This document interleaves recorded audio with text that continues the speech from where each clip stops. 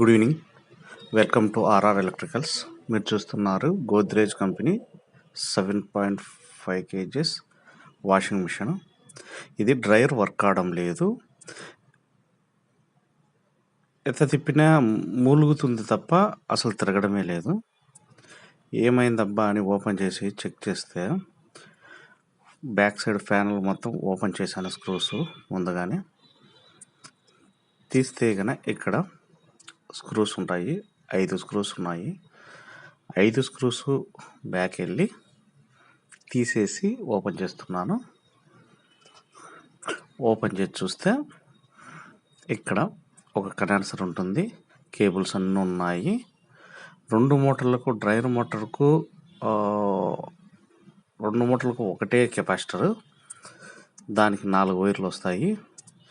ఇది 9.0 UFD 5.0 UFD 5% capacitor. ఇక్కడ కనెక్షన్లు మరియు ఫీజు కూడా అక్కడ ఉంటుంది. అంటే మనది ఏదైనా ఫ్లక్చువేషన్ ఏదైనా వచ్చినా కూడా అక్కడ ఫీజు పోవడం జరుగుతుంది.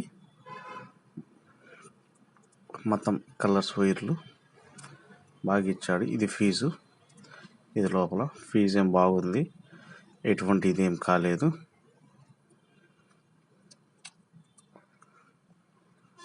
అంతే, మొత్తం వైర్లు చెక్ చేశాను. లోపల అన్ని ఆ కేబుల్ అన్నమాట, డ్రైయర్ది 3 కేబుల్ ఉన్నాయి. రెడ్, ఎల్లో నోట్లు, గ్రీన్ వచ్చి కెపాసిటరు. స్విచ్కి వెళ్ళి ఒకటి డైరెక్ట్ వస్తుంది. ఇవన్నీ తీసేసి ఓపెన్ చేసి చెక్ చేయడంగా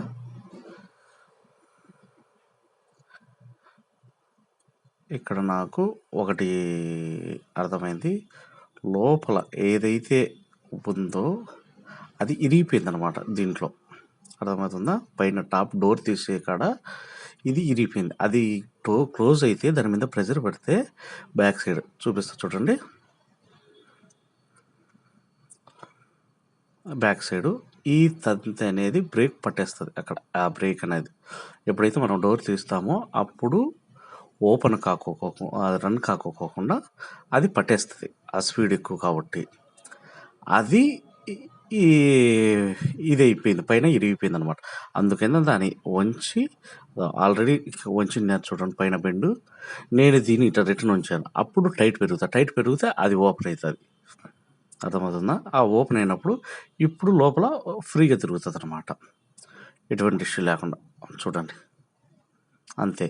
నేనేమన్నా కెపాసిటర్ ఏమన్నా పోయిందేమో అనుకొని కెపాసిటర్ మార్చాలనుకున్నాను, కానీ ఎటువంటి ప్రాబ్లం లేదు. ఓకే.